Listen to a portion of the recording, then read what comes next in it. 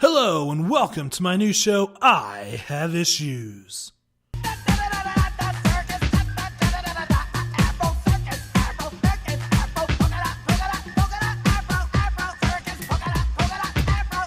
This is a new show where I'm going to talk about some of my favorite comic series, issue by issue. What better way to start than talking about my all-time favorite long-running series, X Factor. No. Not that X Factor, this X Factor.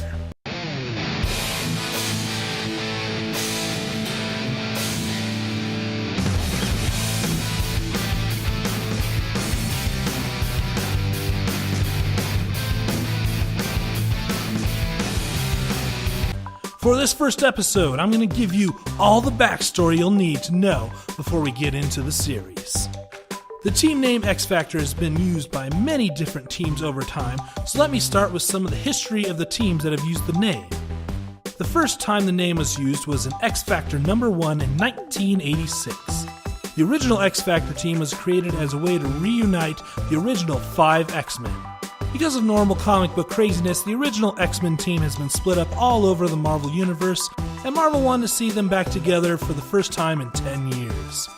This series ran for 70 issues up until 1990. The X Factor title was not doing well in the sales department, but instead of canceling the series, Marvel brought on writer Peter David to reboot the team. In X Factor number 71, a new team was introduced. The team was made up of Valerie Cooper, Havoc, Polaris, Quicksilver, Multiple Man, Strong Guy, and Wolfsbane. Rather than a vigilante group or mutant rights group, this version of X Factor was a government strike force, the idea being that the US government decided to use mutants to their advantage. This version ran up until issue number 149 in 1998. Due to lack of sales, the series was cancelled with no hope of a reboot. Or so we thought. Fast forward to 2005, in the wake of the House of M event, Peter David was brought back to reboot the X Factor brand. This is the X Factor that the next few episodes of the show will focus on. This version of X Factor was a private investigation firm. The original lineup was Jamie Madrox, the Multiple Man, leader of the team, with the ability to duplicate himself anytime he gets hit. He was also part of the government X Factor team, which is why he named the team X Factor. Guido Carosella, Strong Guy, also a former X Factor member and the muscle of the team. He has the ability to absorb kinetic energy used against him and turn it into his own physical strength. You hit him, it only makes him stronger. Rain Sinclair, Wolfsbane. The final former X Factor member and token Scott on the team, she has the ability to turn into a wolf at will, but keeps her intelligence and gains heightened senses and increased strength. Don't cross her on a bad day. New members of the team include Monet, Yvette, Clarice, Maria, Therese, Saint Croix. M. She is one of the few mutants of Middle Eastern descent. M is a superhuman in all aspects. She has superhuman strength, agility, dexterity, speed, invulnerability, and she can friggin' fly. Basically, she's the perfect being. Her ass would attest to that. Teresa Cassidy, Siren. Daughter of Banshee of the X-Men, Siren has the ability to emit supersonic screams like her father.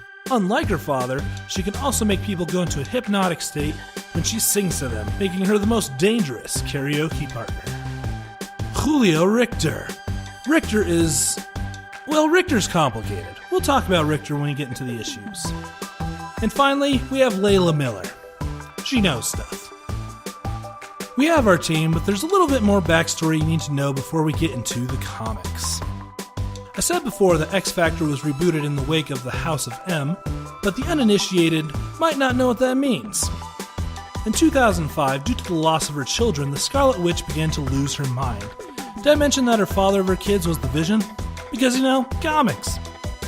Using her ability to control reality, she created a world where mutants were the majority. This world was called the House of M. It was a pretty good story, and I might get into it in a later episode. During the event, people began to wake up and realize the world is not real and began an attack on her and her family. The Scarlet Witch soon realized that making mutants the majority wasn't the answer. In fact, mutants were the problem, so she uttered the 3 words that would rock the mutant kind forever. No more mutants. Thus begins our first issue of X Factor. Next episode, we get into the actual comic and learn about why this is my favorite comic series. Hey guys, thanks for watching this little experiment into something a little different. Hit that thumbs up if you like it, or leave me a comment. And the first look will be coming out very soon. But until then, feel free to click on either of these videos for some good times.